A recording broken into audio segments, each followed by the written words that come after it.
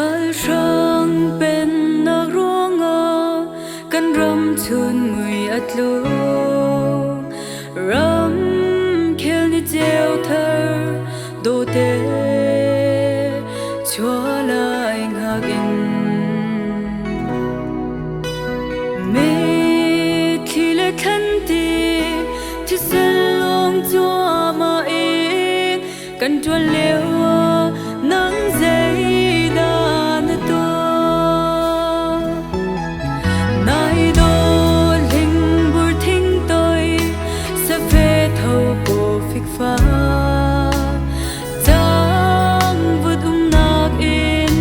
cần run in tê càng ngài kia chan ninh tê cần râm cần mi phun chu ra trong bên na sẽ ta lại gặp ha